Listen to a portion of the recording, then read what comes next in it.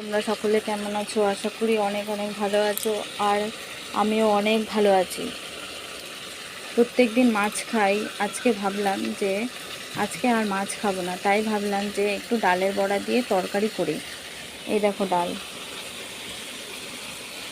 এই দেখো এখানে ডাল বেটেছি, এটা বড়া করে এটা পরে এটা খাওয়া হবে। আর এটা হচ্ছে তরকারির জন্য ব্যবহার করব। এটাতে দিয়েছি হচ্ছে লবণ আর হলুদ দিয়ে এটাকে মাখিয়ে তারপরে হালকা করে ভেজে তুলে রেখেছি। এই দেখো। আর এই দিকে দিয়েছি হচ্ছে তেলের মধ্যে আলু দিয়েছি। এই দেখো আলু, তারপরে হচ্ছে জিরে, আদা, রসুন, লঙ্কা এগুলো পেস্ট করেছি, করে এই মশলাটা এর মধ্যে দিয়ে দিয়েছি। পরিমাণ মতো লবণ দিয়েছি, হলুদ দিয়েছি, তারপরে এটাকে কষিয়ে নিচ্ছি। পেঁয়াজ দিয়েছি, কষিয়ে নেওয়ার পরে ভালো করে কষানো হয়ে গেলে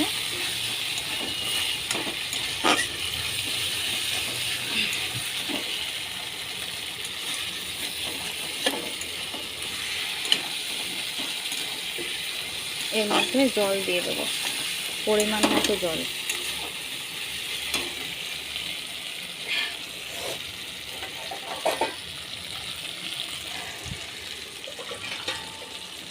হয়ে গেছে, এবার জল দিয়ে দিলাম। আর একটু লাগবে কারণ আলুগুলো সেদ্ধ হবে।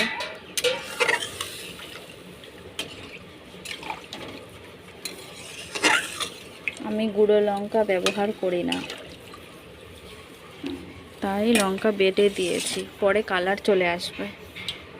আর একটু জল লাগবে কারণ আলুগুলো সেদ্ধ হবে, তারপরে হচ্ছে আবার এই বড়াগুলো দেব, তখন বড়াটাও একটু হবে সেদ্ধ।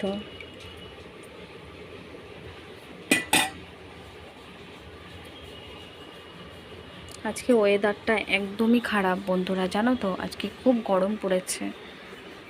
এই দেখো আমাদের বাড়িতে কত সুন্দর কাঁঠাল হয়েছে, দেখো।